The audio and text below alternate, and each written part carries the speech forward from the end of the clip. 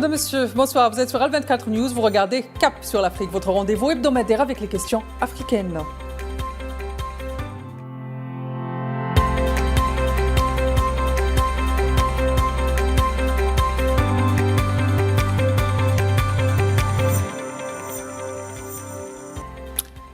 Pour ce dernier rendez-vous de l'année 2025, nous nous intéressons à la reconnaissance de la région du Somaliland, la partie intégrante de la République fédérale de Somalie par l'entité sioniste qui s'inscrit dans une stratégie plus large de recomposition des rapports de force régionaux et internationaux. Une stratégie où se croisent intérêts sécuritaires logiques d'encerclement, projection militaire dynamique, néocoloniale et affaiblissement progressif du droit international. Le Somaliland apparaît aujourd'hui comme un nouvel espace de projection stratégique pour les puissances, cherchant à redessiner les équilibres de la Corne de l'Afrique, mais aussi ceux du Moyen-Orient. Une zone charnière située au croisement des routes maritimes mondiales, de la sécurité de la mer Rouge et des rivalités géopolitiques globales. Derrière cette reconnaissance se pose une question centrale, assiste-t-on à une instrumentalisation des fragmentations africaines au service d'agendas hégémoniques extra-régionaux et internationaux. Au-delà du seul cas somalien, c'est un cas précédent lourd de conséquences qui se dessine, celui de la légitimation internationale de la sécession unilatérale au mépris des souverainetés africaines, mais aussi ouvrant la voie à une balkanisation durable du continent et peut-être même du Moyen-Orient et à une redéfinition des frontières au gré des intérêts des puissances dominantes. La Somalie apparaît alors non plus comme seulement un État fragile, mais comme un symptôme d'un ordre mondial où le droit cède progressivement le pas au rapport de force. Dès l'annonce de cette reconnaissance, l'Union africaine et plusieurs États africains ont haussé le ton, réaffirmant le rattachement au principe fondamental de l'Union africaine, l'intangibilité des frontières. Et pour en parler ce soir, j'ai le plaisir d'être accompagné de Jonathan Batangene, expert en géopolitique et géostratégie de l'Afrique, qui me rejoint depuis Douala. Jonathan, bonsoir. Bonsoir Atine, bonsoir à toute l'équipe de 24. Bonne année à tous les Africains, à tous les débattants, à tout le personnel de 24 qui nous regarde. C'est un plaisir d'être là pour cette veille de cette nouvelle année 2026. On prend la dernière ensemble. C'est un plaisir et c'est un honneur.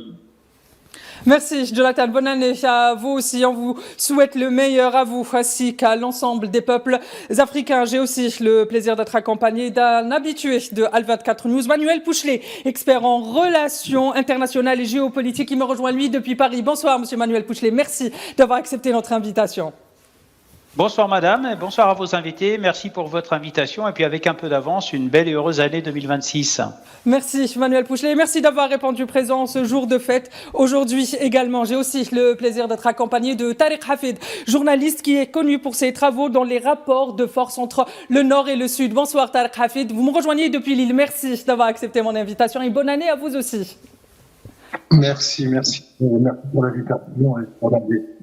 Très bien, avant de rentrer dans le vif du sujet et de débattre sur cette reconnaissance de l'entité sioniste du Somaliland ou de cette entité sécessionniste du Somaliland qui est une partie intégrante de l'État ou la République de la Somalie, j'aimerais faire un tour de table avec vous, monsieur, et revenir justement sur comment est-ce que vous analysez brièvement cette reconnaissance. Qu'est-ce qu'elle implique pour vous dès que vous avez appris cette nouvelle? Je commence avec vous, Tariq Hafid. C'est avant tout dès l'étonnement, mais on s'attendait un peu à ce qui allait se passer dans cette région du monde et les complications qui allaient intervenir. Nous sommes face à une entité, donc l'entité qui est dans une logique de division, de création de zones de crise, d'encouragement de la vis-à-vis. Et donc il fallait s'attendre à cette situation. Maintenant, on voit la réaction des États, notamment des États arabes, des États musulmans, à part certains d'entre eux, la dénonciation de l'Union africaine, on comprend qu'il y a vraiment une véritable lecture, parce que les choses vont se compliquer encore plus. Et donc, pour l'instant, il y a la dénonciation du droit international, mais face à une entité sioniste qui ne donne aucune importance à ces valeurs dont il ne faut pas démentir. Très bien, je viens vers vous, Manuel Pouchelet, avec la même question. Vous qui connaissez bien la région et vous qui connaissez aussi très bien les rapports de force entre le Nord et le Sud et aussi les appétits des puissances étrangères dans la région africaine, comment est-ce que vous avez reçu cette information ? C'est une information qui est guère surprenante. Il faut savoir que le Somaliland et la question du Somaliland remonte à plus de 30 ans maintenant. Maintenant, ce qui est surprenant, c'est le fait qu'Israël reconnaisse cette province, on va dire. Vous l'avez précisé en introduction, c'est une république fédérale. Mais vous savez pertinemment que les États fédéraux ont une petite faiblesse au niveau de l'organisation, si vous voulez, où il est facile de reconnaître certains morceaux, certains territoires de ces États. Donc ce n'est pas vraiment une surprise. Maintenant, ce qui est surprenant, c'est le fait que, vous l'avez dit en introduction de cette émission, et cela va bousculer de manière durable les équilibres régionaux, que ce soit entre le Moyen-Orient et surtout cette partie de l'Afrique qu'on a tendance à un petit peu moins connaître, qui est cette partie de l'Afrique de l'Est qui, sous le plan médiatique, est nettement moins connue, mis à part par certaines puissances dites occidentales en tout cas. On va justement continuer à parler de ces rapports entre la Corne de l'Afrique et le Moyen-Orient et l'importance aujourd'hui que peut représenter cette région qui est la mer Rouge et Bab el-Mandeb. Je viens vers vous, Jonathan Batangene, vous qui connaissez justement très bien l'Afrique et son histoire, vous qui connaissez très bien aussi les rapports de force entre États africains et entre l'Afrique et le reste des puissances occidentales. Comment est-ce que vous avez reçu cette information ? Il s'agit d'une action opportuniste de l'État d'Israël qui est bien sûr à condamner de la part de tous les Africains. L'Union africaine a bien fait le truc en dénonçant cette intrusion dans une affaire purement africaine et une affaire purement somalienne. Aujourd'hui, Israël a envie d'étendre son influence en Afrique, non pas seulement en tant que puissance qui vient comme partenaire, mais en tant qu'acteur à part entière, c'est-à-dire en tant que véritablement un État qui a une continuité, un prolongement de territoire sur l'Afrique. Ceci a commencé avec l'agrandissement d'Israël au niveau du Moyen-Orient. On voit cet Israël qui de plus en plus se rapproche de la frontière égyptienne à travers Gaza. On voit aussi cet Israël qui se rapproche de plus en plus de l'Éthiopie avec des intrusions sur les territoires africains. L'intérêt pour Israël de reconnaître le Somaliland, c'est simplement que cela peut permettre à Israël, dans le cadre d'une coopération, de déployer une base permanente sur la Somalie. Il faut noter que ce qui intéresse véritablement Israël, c'est deux enjeux. Il y a l'enjeu du gaz, du pétrole, il y a également l'enjeu de l'eau. Nous avons toujours levé sur ce problème, le problème du grand Israël, où Israël se perçoit comme étant entièrement concerné par la question des eaux douces en Afrique. Parce qu'Israël, il y a un problème qui va se poser, c'est l'approvisionnement en eau douce. Et donc, on va revenir sur ce point, Jonathan, mais je reste avec vous. Vous qui, justement, aujourd'hui, en adoptant un regard purement géostratégique ou géopolitique sur la Corne de l'Afrique, est-ce qu'on peut considérer finalement que la guerre de l'Ogaden a constitué presque un moment fondateur des équilibres et même peut-être des déséquilibres actuels qu'on connaît dans la Corne de l'Afrique? Effectivement, c'est la guerre de l'Ogaden qui a constitué cela, parce que la guerre de l'Ogaden, c'est essentiellement une guerre qui porte sur les disputes entre la Somalie et l'Éthiopie, sur les ressources naturelles qui sont aujourd'hui reconnues plutôt éthiopiennes. Donc, cette guerre a permis à des acteurs de s'immiscer dans la gestion de ces ressources naturelles, ou du moins d'avoir des convoitises sur ces ressources naturelles. Et aujourd'hui, Israël en profite, parce que là, on a vu la naissance du Somaliland. Israël en profite pour devenir un acteur majeur en apportant son soutien directement à travers cette reconnaissance. Seulement, il faut savoir une chose, cette reconnaissance reste purement un acte isolé, parce que c'est le premier État et c'est le seul État. On ne voit pas une danse, une fièvre diplomatique autour de cette reconnaissance. On ne voit pas d'autres États faire pareil. Donc, le Somaliland reste et continue d'être considéré au niveau du Conseil international comme une entité sécessionniste et non comme un véritable État. Mais ce pas franchi par Israël montre à quel point Israël non seulement méprise la souveraineté des États africains, mais à quel point également, pour ses intérêts, Israël est prêt à fouler cette souveraineté et à prendre des positions tout à fait qui vont contre le droit international. Très bien, je viens vers vous, Manuel Pouchelet. Comme vient de nous l'expliquer donc Jonathan, à l'époque de la guerre de l'Ogaden, elle a profondément marqué la corne de l'Afrique et à l'époque déjà, elle était prise dans un jeu d'alliances internationaux. Est-ce qu'on peut finalement dire que c'est cette guerre qui a façonné ce jeu entre équilibre et déséquilibre internationaux dans la corne de l'Afrique? Est-ce qu'on peut projeter ce qu'on voit aujourd'hui sur le terrain, que ce soit au Moyen-Orient, que ce soit dans le Bab el-Mandeb, que ce soit au Yémen, même dans la mer Rouge aujourd'hui et la Corne de l'Afrique de façon globale à cet événement-là, où d'autres événements se sont venus se greffer dans le cadre de l'échiquier international? En fait, vous avez plusieurs héritages. Il y a les héritages historiques qui remontent à la guerre froide et aujourd'hui, vous avez ceux de 2025 avec la présence notamment russe au Soudan, également les inquiétudes et la guerre que vous me mentionnez a des effets et des ondes de choc sur le continent africain, mais également dans les États, on va dire, quasiment frontaliers avec la séparation par la mer Rouge. Je pense notamment à ce qui se passe au Yémen et puis également en Arabie Saoudite avec tous ces événements. Mais derrière tout ça, vous avez aussi une forme de puissance occidentale qui profite, on va dire, des ressources naturelles de la région. Et en même temps, vous avez deux stratégies qui s'opposent, celle de la présence occidentale, mais aussi celle de la stratégie du collier de perles qui est organisée par Pékin, c'est-à-dire d'organiser des comptoirs, y compris dans cette partie de l'Afrique où justement, elle souhaite aussi s'assurer sécuritaire du transit de ces marchandises. Il faut savoir que vous avez quasiment plus des 2/3 du passage de navires conteneurs dans cette partie du monde qu'est la Corne de l'Afrique avec justement ces enjeux sécuritaires. Mais vous savez, ce sont de vieilles histoires puisque les premiers gros incidents, notamment avec l'Occident, je pense avec l'armée américaine, remontent à 93 à Mogadiscio.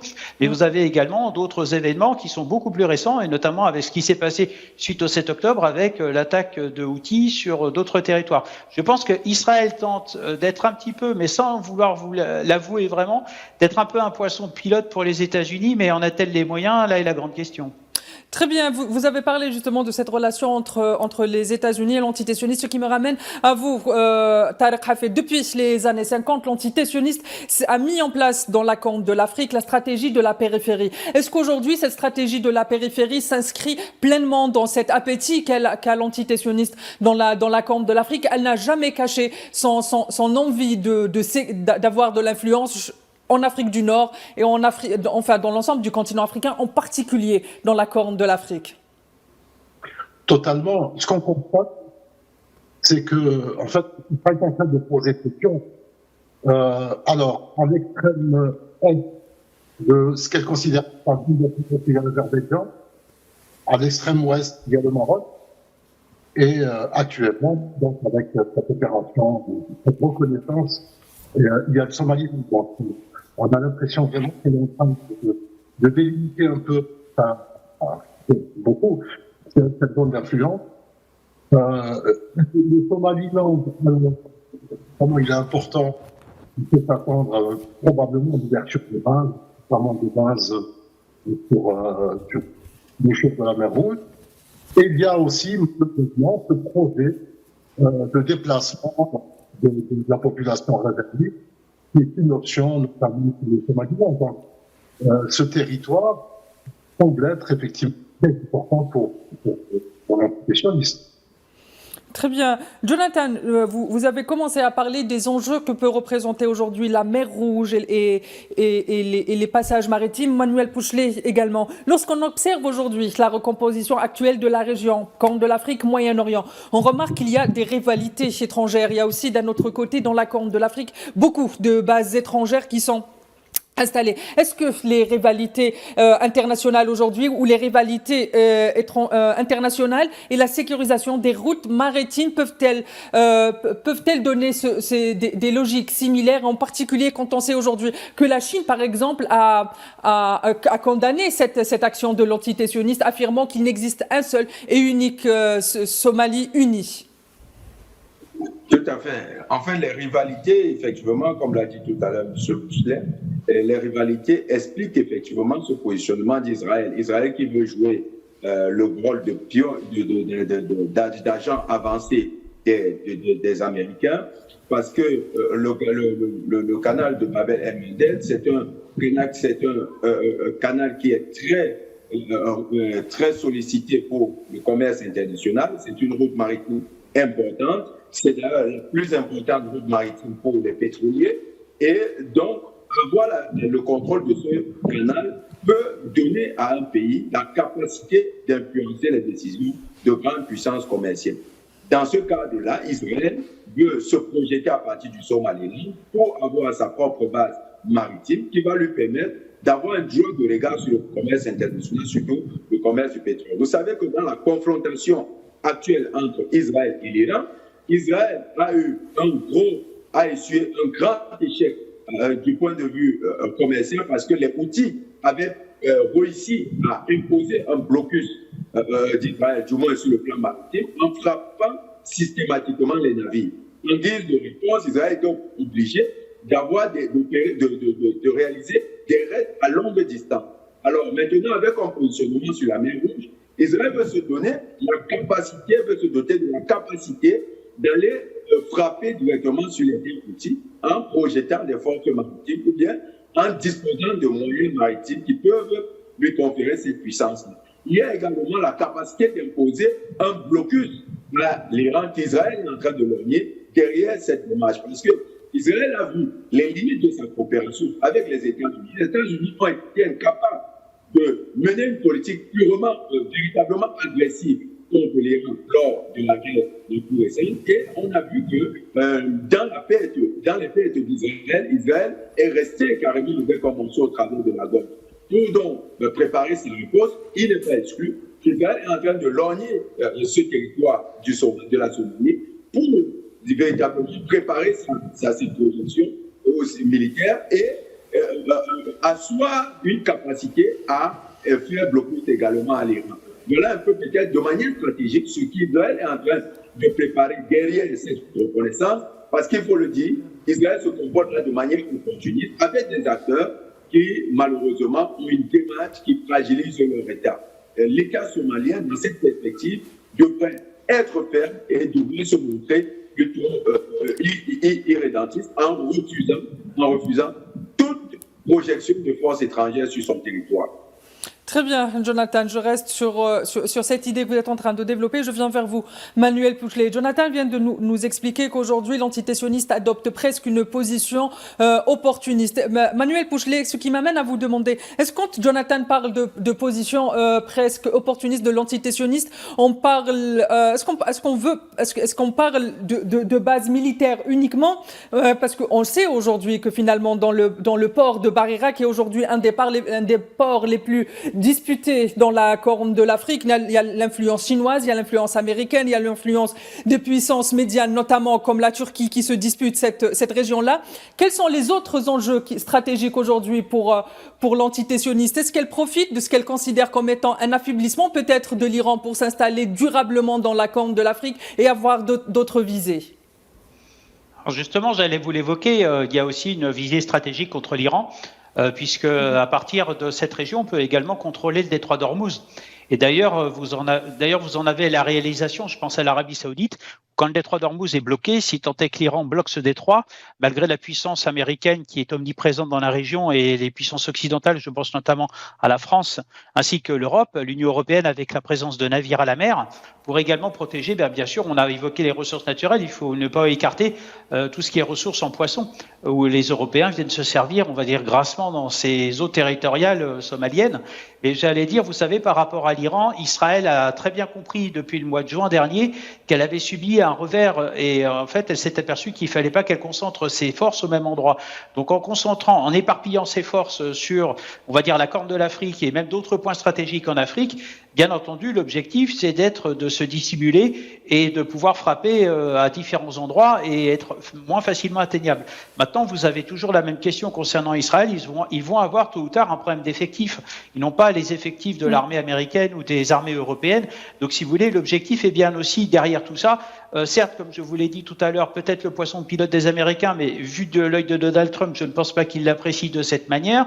Mais en même temps, il ne faut pas oublier que la semaine dernière, le Premier ministre israélien Benjamin Netanyahou a dit qu'il allait passer à la vitesse supérieure en lançant on va dire, un complexe militaro-industriel assez conséquent, ce qui explique cela, en fait, si vous voulez.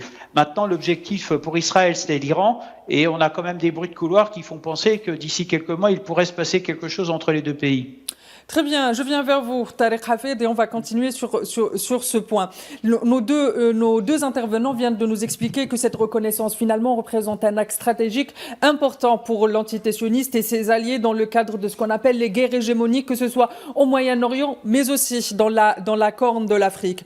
Mais est-ce que finalement, à la lumière de ce que nous ont dit nos experts et nos intervenants, on se rend compte que la République fédérale de Somalie aujourd'hui contient en elle-même des fragilités qui peuvent aujourd'hui être avantagées pour le clan occidental et pour la balkanisation. Est-ce que c'est l'histoire de la Somalie a fait qu'aujourd'hui on puisse arriver à est-ce que le Somaliland sert presque d'outil géopolitique à l'entité sioniste? Effectivement, la situation se prête selon cette crise, on va dire, et puis au fait que ce détachement du Somaliland vers cette recherche de reconnaissance et à la perte de souveraineté de la Somalie. Donc, il suffit juste d'écouter les ententes, ce qu'a dit l'ambassadrice, la vice-ambassadrice agriculture d'ambassadrice adjointe des États-Unis à l'ONU, parce qu'elle a dénoncé le fait que les États aient dénoncé cette reconnaissance par Israël en disant que, le parallèle avec la Palestine, en disant ces États qui ont reconnu la Palestine, un État qui n'existe pas, pourquoi vous voudrez qu'Israël ne reconnaisse pas le Somaliland?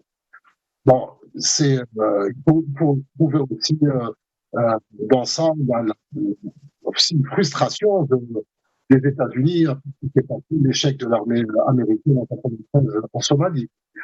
C'est pas un État que les États-Unis appliquent particulièrement. Malheureusement, cela se fait au détriment du droit international et de la souveraineté de la Somalie. C'est vraiment des situations qui risquent de dégénérer. C'est ça qui est dangereux pour toute la région. Parce que quand on parle de région, il faut pas uniquement, c'est-à-dire la Corne de l'Afrique, il faut aller jusqu'au Soudan, et on retrouve notamment d'autres acteurs.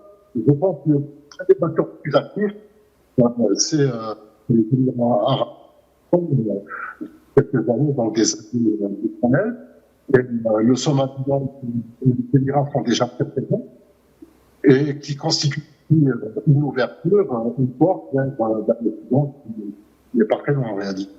Très bien, Tarek Hafed, vous avez parlé justement du droit international. Dès cette annonce, l'Union africaine a fermement condamné cette reconnaissance, réaffirmant aussi un des principes fondamentaux, fondateurs de l'Union africaine, qui est l'intangibilité des frontières. Qu'est-ce que nous dit aujourd'hui ce refus de l'Union africaine de reconnaître toute forme d'agression contre les territoires africains dans le cadre du droit international, quand on sait qu'aujourd'hui, une entité comme l'entité sioniste se permet d'interagir directement dans la vie interne des États? La question m'est adressée? Elle vous est adressée, Tarek Hafed, parce que vous avez parlé du droit international, justement. Oui, maintenant, en fait, c'est la loi, c'est réellement une loi du plus fort. C'est-à-dire que ce qui se passe en Palestine, ce qui se passe au Occidental, ce qui se passe maintenant au Somaliland, c'est le droit international qui est utilisé. Et ce que peuvent dire des organisations comme l'Union africaine ou même, je veux dire, qu'il y a des réactions légalistes de l'Union européenne, d'autres organisations, même de l'ONU, c'est-à-dire que des entités comme Israël ou même des États comme les États-Unis n'apportent aucun intérêt, aucune importance à ces réactions. Donc, il faut s'attendre, c'est ça qui va être dangereux, à signer d'autres exemples à travers le monde. Et c'est ça auquel il faut prêter attention, qu'il faut dénoncer de la façon la plus grosse possible. Très bien, Tarek Hafed. Merci pour cet éclairage. Très chers téléspectateurs, il ne me reste plus qu'à vous dire qu'on va se retrouver dans un court instant, juste après cette courte page publicitaire.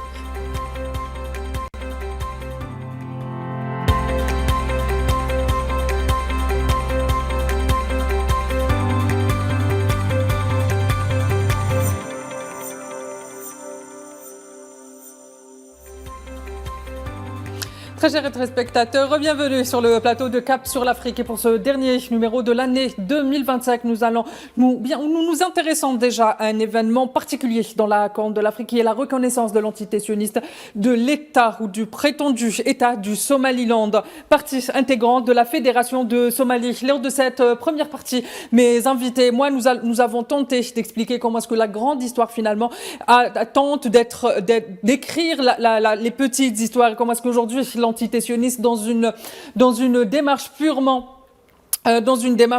expansionniste, essaye de contrôler la Corne de l'Afrique. Ce qui me ramène vers vous, monsieur Manuel Pouchelet. Manuel Pouchelet, lors de votre première intervention, vous avez rappelé, au tout début de cette émission, vous avez rappelé qu'aujourd'hui, l'abcès que rencontre aujourd'hui le Somalie, l'État de la Somalie avec cette reconnaissance de l'entité sioniste ne date pas d'aujourd'hui, puisque cet abcès ou cette fragilisation, cette fragmentation de l'État de la Somalie date déjà de 1991. Est-ce que vous pouvez nous expliquer ce que beaucoup de géopolitiques ont appelé la somalisation ? La somalisation, en fait, si vous voulez, c'est le fait par certains de faire main basse sur des ressources, notamment ce qui s'était passé et ce qui avait suscité l'intervention de différentes forces occidentales sur le territoire somalien. C'est surtout, et encore aujourd'hui, on le voit avec la présence de milices Shebab. Mais les milices, elles ne sont pas le fruit du hasard, elles sont toujours liées à des fractures, on va dire, internes, de dysfonctionnement, notamment des dysfonctionnements de l'État. Et notamment les Américains, leurs officiers de renseignement vous expliqueront de manière très simple que dès qu'il y a une absence de l'État ou dès qu'il y a un État alternatif qui se mettent en place, c'est que c'est cause perdue, c'est-à-dire que le pouvoir de l'État est remis en cause et est quasiment, on va dire, très difficile à mettre en place sans l'intervention d'une force extérieure, même sans sa propre intervention en soutien, si vous voulez. Mais je pense qu'aujourd'hui, ce qui se passe au Somaliland, ce sont l'application ni plus ni moins que de vieilles théories qui sont divisées pour mieux régner, ou même les théories de Clausewitz où la guerre s'est imposée à l'adversaire, l'exécution de sa volonté. Donc, si vous voulez, ce n'est ni plus ni moins que l'application de vieux principes. Maintenant, derrière tout cela, il y a, nous l'avons évoqué en première partie d'émission, les puissances extra-régionales essentiellement, qui sont principalement la Chine et des puissances occidentales. On l'a évoqué avec la présence américaine. Et vous savez, la présence américaine, elle est particulière, surtout que depuis la réélection du président Trump. À chaque fois, il dit le tout et son contraire, c'est-à-dire il veut rester, il veut quitter, puisqu'il considère qu'il n'a plus rien à faire dans la région. Maintenant, ce qui pourrait devenir intéressant, c'est que va devenir cette région dans un avenir, puisque vous savez qu'aujourd'hui, il y a une route alternative, on va dire, en matière de marchandises, qui est peut-être, on l'espère, si à la fin de la guerre en Ukraine, la réouverture ferroviaire de l'axe entre la Chine et l'Europe, ou même d'autres pays, et en même temps la route de l'Arctique, qui est quand même le seul moyen le plus sûr pour l'instant, avec des délais d'acheminement raisonnables des marchandises, sachant que le tout est contrôlé par la Russie en fait. Donc maintenant, le tout est de savoir comment cette situation va évoluer. Je pense que il faut retenir dans cette affaire-là que le Somaliland, ou même peu importe les relations qu'entretiennent les puissances avec Israël, vont être forcément favorisantes ou bloquantes dans les relations internationales, que ce soit, au sein du Moyen-Orient, ou même avec la manifestation immédiate de l'organisation de l'Union africaine qui met dès à présent des stops. Ce qui veut bien dire qu'au niveau régional, les problématiques régionales ne peuvent être résolues que par des entités régionales. Et ça, c'est important, et c'est ce que j'espère qui va se définir dans un proche avenir, que peu importe la région en tout cas. Justement, l'Union africaine fait partie de ces blocs régionaux qui se battent pour que les problèmes régionaux soient réglés au niveau régional, notamment en appelant à des réformes et une meilleure représentation de l'Afrique au sein des institutions internationales. Ce qui m'amène à vous, Jonathan. Manuel Pouchelet a commencé à nous parler de cette position américaine, sauf que concernant cette volte-face presque de l'entité sioniste, on a l'impression qu'elle a mis l'administration Trump, encore une fois, dans une situation situation d'état de fait, parce que Trump précédemment avait déclaré qu'il n'y aurait aucune reconnaissance américaine de cette entité qui est le Somaliland. D'un autre côté, la diplomatie américaine au sein de l'ONU affirme octroyer à l'entité sioniste le droit de reconnaître l'entité de Somaliland comme étant un État indépendant. Qu'est-ce que cela nous dit sur cette relation entre les États-Unis d'Amérique d'un côté et de l'autre l'entité sioniste? Est-ce que ce duo qui a presque façonné la géopolitique de ces 2 dernières années, ou peut-être même de ces 70 dernières années, est en train de se fragiliser par une question épineuse comme celle de la Corne de l'Afrique? Vous savez, pour comprendre cette relation un peu ambiguë entre Trump et Israël, il faut voir son rapport entre lui-même, Trump, et ce qu'il appelle le Deep State. Le Deep State, c'est un ensemble de caciques du pouvoir et du monde des affaires, instrumentalisés par les loups, je les appellerai comme ça, les loups de la finance, qui ont une perspective très hégémoniste dans les politiques internationales. Et ces caciques travaillent généralement dans le cadre de l'organisation Atlantic Council, AIPAC, c'est-à-dire l'alliance israélo-états-unienne, qui est un lobby assez puissant, et puis également le grand lobby juif qui est au niveau des États-Unis. C'est ces caciques-là qui ont une grosse influence dans la politique étrangère des États-Unis et qui sont restés encore puissants malgré l'administration, le nettoyage de l'administration Trump, qui vont manœuvrer dans le cadre du soutien à Israël dans les politiques expansionnistes et hégémonistes au niveau du Moyen-Orient et en Afrique également. Donc, pour comprendre cela, il faut comprendre d'abord cette dichotomie qui existe dans le pouvoir états-unien actuel. On a un Trump qui est anti-globaliste, il est anti-globaliste, il est anti-New World Order, Nouvel Ordre Mondial, porté par des lobbies qui, eux, ont leur propre logique. Et ces lobbies sont profondément enracinés, que ce soit dans le Parti républicain ou le Parti démocrate. C'est ces lobbies-là qui restent encore puissants et qui accompagnent Israël dans ses démarches. Il faut noter qu'Israël a beaucoup de relais au niveau des États-Unis. C'est des lobbies, c'est-à-dire des associations et des fondations qui portent la voix d'Israël au sein de la diplomatie des États-Unis. Certains de ces lobbies ont même des employés au niveau du département d'État qui répondent carrément davantage de leur vote plutôt que de celui du président des États-Unis, même si officiellement, c'est le président qui fixe la ligne de conduite du point de vue de la diplomatie. C'est cette ligne de contradiction qu'on observe dans la politique interne des États-Unis qui crée cette ambiguïté entre l'administration Trump et la démarche de l'État d'Israël soutenue par un ensemble de forces dans le gouvernement ou bien dans l'administration états-unienne. Maintenant, il faut noter qu'Israël n'arrive pas au niveau de la Somalie, simplement avec cette question du Somaliland. Je tiens à souligner que les Al-Shabaab, les jeunesses, sont des mouvements terroristes qui ont été instrumentalisés dans le cadre de la déconstruction de l'État somalien. Et vous avez parlé de la somalisation. La somalisation, c'est un peu le pendant de ce qu'on appelle la balkanisation, sauf que la somalisation était moins médiatisée que les Balkans.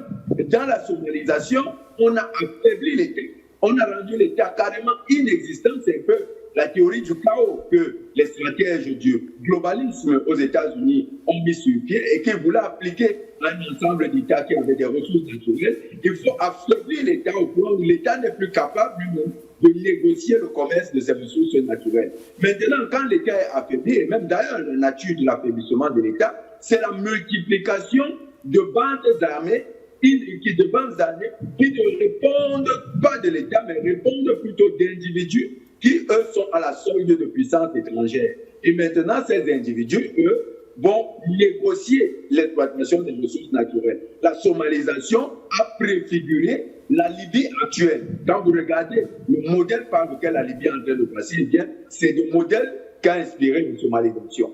Et dans la somalisation, vous avez donc les jeunes Al-Shabaab qui étaient instrumentalisés à partir de groupes terroristes que les États-Unis et Israël ont formés au niveau de la frontière Pakistan-Afghanistan. Vous avez ensuite l'État islamique l'on sait à travers les Wikileaks, les câbles Wikileaks, que l'État islamique est une création des services secrets états-uniens, dont Mme Clinton, dans un email, a d'ailleurs révélé qu'ils sont, les États-Unis, sont à la base de la formation de l'État islamique. Donc, l'État islamique qui aujourd'hui travaille, quand vous regardez le nombre d'attentats qui ont précédé cette reconnaissance, vous pouvez établir un lien avec la reconnaissance parce que les attentats de l'État islamique, eux, venaient démontrer au niveau international que l'État de Somalie n'a plus la capacité de maîtriser son territoire et que cet État est incapacité pour une longue durée. Donc, il a été neutralisé par l'État islamique, qui est une création de l'entité sioniste, comme vous l'appelez d'ailleurs. Et cette entité sioniste, après avoir neutralisé l'État de Somalie, vient donner le coup de chapeau, donner le coup de grâce avec cette reconnaissance du Somaliland. On est dans une construction géopolitique dans l'histoire qui a pris son temps, qui a laissé intervenir un ensemble d'acteurs qui ont été constitués par les forces qui aujourd'hui veulent se présenter comme étant simplement des soutiens. Israël est le cancer du monde. L'État d'Israël est un État dangereux et la Somalie est la manifestation claire du danger que représente l'État d'Israël pour la sécurité internationale. Très bien, Jonathan. Je viens vers vous. Tariq Hafid, à la lumière de ce que vient de nous dire Jonathan, qui a rappelé que finalement le destin de la Somalie a été scellé d'abord dans le cadre de la guerre froide et les rivalités entre deux blocs. Et puis arrive presque cette période où les États-Unis étaient à la tête de l'ensemble des relations internationales avec à la clé cette géopolitique du chaos, rappelons le cas de la Libye, du Sahel et justement aujourd'hui la Somalie. On a aujourd'hui ce qu'on appelle les accords d'Abraham, qui sont des accords où certains pays arabes reconnaissent ou normalisent leurs relations avec l'entité sioniste. Est-ce qu'on peut s'attendre aujourd'hui, est-ce que ces régimes relais qui font partie de ces accords d'Abraham continuent d'être un acteur de déstabilisation dans la Corne de l'Afrique, quand on sait déjà le rôle qu'ils jouent par exemple dans le port de Bereira ou encore dans le Sahel, parce que Jonathan a fait un lien qui est très intéressant entre d'abord la Somalie, puis la Libye et le Sahel. Et on rappelle que, je fais référence notamment aux Émirats arabes unis et leur rôle dans la déstabilisation du Yémen aujourd'hui. Comme je disais tout à l'heure, les Émirats sont déjà très présents sur les zones, autant au Yémen qu'au Somaliland. Il y a réellement une volonté politique de soutien à cet allié sioniste, et ça on peut le voir dans le dernier communiqué conjoint qui a été signé par une vingtaine de pays arabes et musulmans et par l'organisation des États islamiques, et où effectivement on voit que le Maroc, l'Ukraine et les Émirats arabes unis sont pas liés. C'est-à-dire qu'il y a une volonté de cautionner toutes les actions, on va dire, malveillantes de l'État sioniste, et ça on le constate depuis donc cette normalisation, depuis la signature de ces accords, notamment au sein de la Ligue arabe. Et plus que jamais maintenant, à travers ce qui est en train de se pousser on a laissé nos coupés, et maintenant somalisant. Donc il y a actuellement une forme de lutte qui s'est installée pour, on va dire, se partager l'influence, autant au Moyen-Orient que dans la Corne de l'Afrique, et peut-être même dans d'autres parties du continent africain, la Libye, le Sahel et peut-être le Maghreb. Il faut absolument rester vigilant, et notre responsabilité en tant que journaliste, en tout cas, c'est de mettre le doigt justement sur cette situation, de dénoncer, faire en sorte d'attirer l'attention des opinions publiques qui sont oubliées. Ce qui se passe aussi dans cette affaire du Somaliland, elle est aussi porte préjudice au peuple.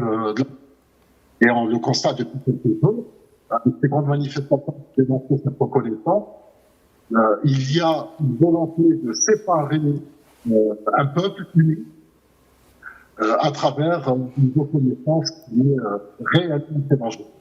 Très bien, je viens vers vous, Manuel Pouchelet. Depuis le début de cette émission, et souvent dans les médias, et souvent les analystes s'intéressent à la Corne de l'Afrique d'un point de vue purement géopolitique. Mais vous avez commencé à nous expliquer tout à l'heure, d'ailleurs avec les intérêts chinois dans la Corne de l'Afrique, qu'aujourd'hui les enjeux économiques sont réels. Les ports, les corridors commerciaux, les infrastructures sont réels. Dans quelle mesure ces enjeux économiques aujourd'hui sont influents dans les rapports de force, que ce soit entre puissances étrangères, mais aussi entre puissances étrangères dans le cadre de la guerre d'influence, ou plus concrètement pour les puissances régionales?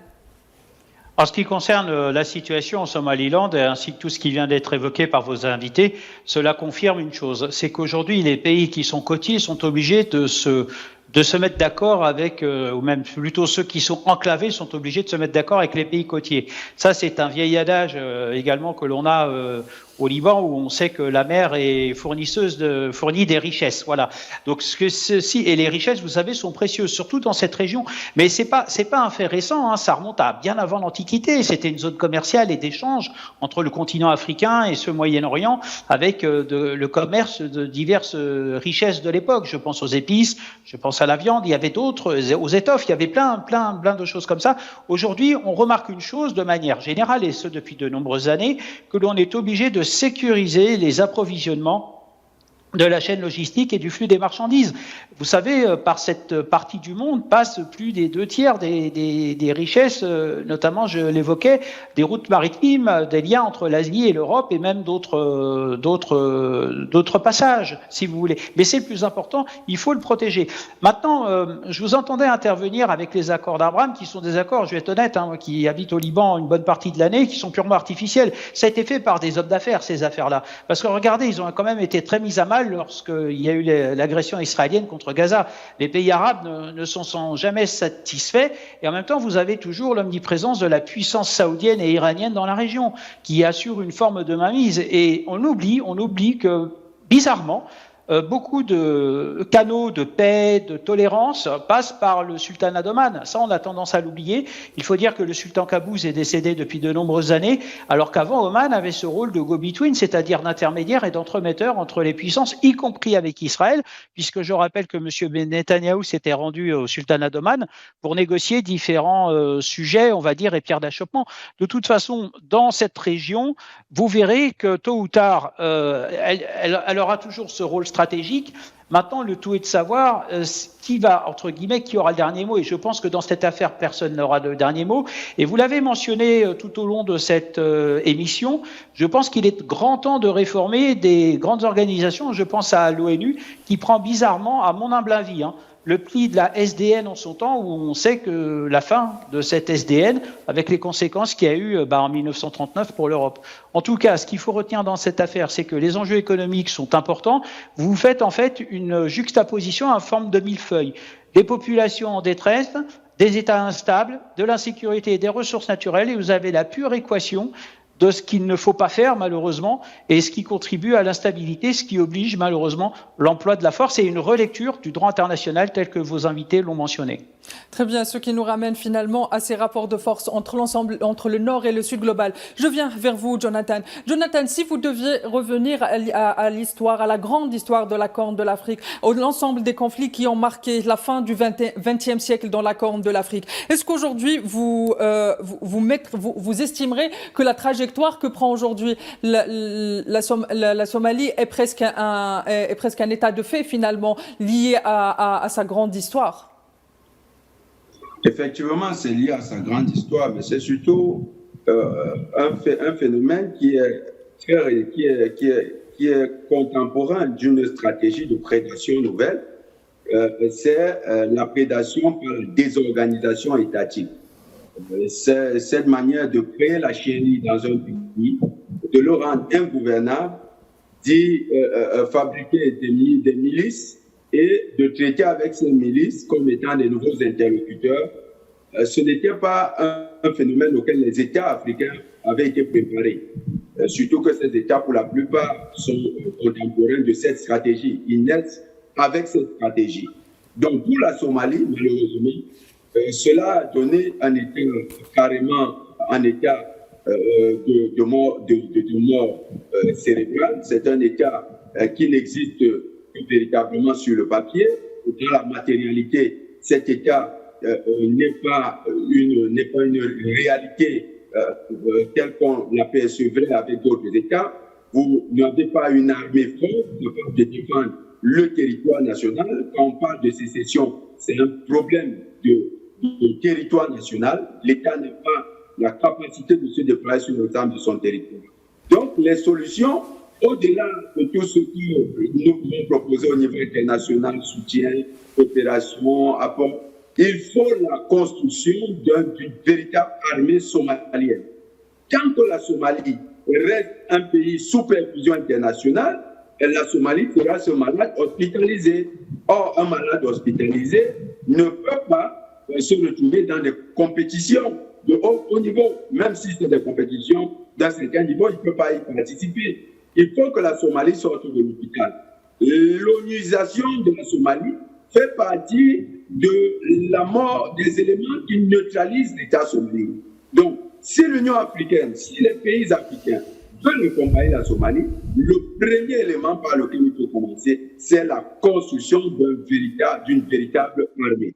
Or, pour que cette volonté politique se matérialise, il faut un leader qui ait la capacité de se lever et l'audace de dire non aux prescriptions internationales qui sont faites sur son pays. On ne peut pas construire un pays avec des recommandations toujours internationales. Il faut que les Somaliens prennent le problème à bras le corps, que des nationalistes, que de véritables patriotes somaliens prennent le contrôle de l'État et reconstruisent l'armée somalienne. Avec une armée somalienne reconstruite, ils pourront alors reprendre le contrôle de l'ensemble de leur territoire et maintenant, ils pourront aussi se projeter sur le plan économique, sur le plan culturel et d'autres plans comme les autres États. Avec une armée somalienne qui est en léthargie, qui est en hibernation, qui est constamment fragilisée, on ne peut pas parvenir à quelque chose. Et c'est le moment de dénoncer des partenariats qui ne marchent pas. Le partenariat avec la Turquie ne marche pas. Très bien, Quand le partenariat ne marche pas, il faut avoir le courage de le changer. Si les Turcs sont incapables de relever l'armée somalienne, les Somaliens ont le droit de regarder ailleurs. Et nous sommes aux côtés du peuple somalien, aux côtés des patriotes somaliens qui auront ce courage de reconstruire un véritable État somalien. Très bien, Jonathan.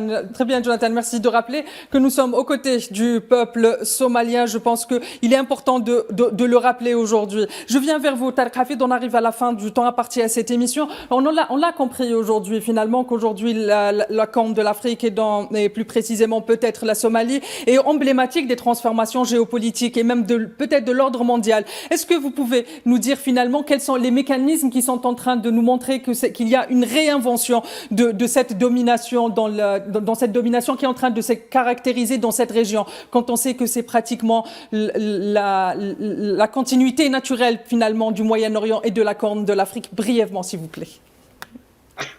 C'est ce coup de force auquel on est poussé, et c'est aussi la présence, de différentes puissances. Il faut rappeler un fait, par exemple, le voisin de la Somalie et du Somaliland, donc qui est ici, avec ce nombre très important de bases militaires de différents pays. Alors, ça va de Japon, de Chine, d'Italie, la France, bien sûr, les États-Unis. Donc, cette forte présence internationale sur ce territoire. Il y a aussi le trouble de l'Éthiopie, qui est la puissance peut-être la plus importante dans cette région de la Corne de l'Afrique. Il y a signé un accord avec le Somaliland pour avoir un accès à la mer. Donc, les choses se compliquent de plus en plus. Et ça, bien sûr, ça fait des documents du droit international.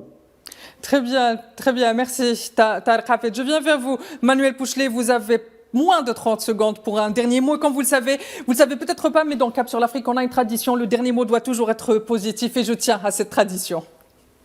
Eh bien, écoutez, en termes de positivité, habitant le Moyen-Orient, une bonne partie de l'année, moi j'ai un proverbe qui vient de là-bas, qui garde son secret, maître de sa route. Très bien, merci Manuel Pouchelet, merci de m'avoir accompagné tout au long de cette émission. Je rappelle que vous êtes expert en géopolitique internationale. Merci de m'avoir accompagné aussi. Bonne année. J'ai eu également le plaisir d'avoir été accompagné ce soir de Jonathan Batangene, expert en géopolitique et en géostratégie de l'Afrique. Jonathan, merci de m'avoir accompagné et surtout bonne année à vous et à l'ensemble des peuples africains où ils se trouvent. Bonne année Ubuntu à tous les Africains. Merci Jonathan. Tariq Hafid, vous m'avez aussi accompagné ce soir. Merci d'avoir répondu présent. Vous êtes un habitué également de Cap sur l'Afrique. Bonne année à vous. Je rappelle que vous êtes journaliste et vous travaillez beaucoup sur les rapports de force et le rapport de domination entre le Nord et le Sud. Merci Tariq Hafid de m'avoir accompagné. Merci à vous et bonne année. Très bien, merci. Quant à vous, très chers téléspectateurs, il ne me reste plus qu'à vous souhaiter une excellente suite des programmes sur Al24 News. N'oubliez pas, prenez soin de vous et bien évidemment, en mon nom et en nom de l'ensemble des équipes de Al24 News et de Cap sur l'Afrique, il ne me reste plus qu'à vous souhaiter une excellente année remplie de joie, de paix et de sérénité, qu'on soit ici, en Afrique ou ailleurs dans le monde. Merci.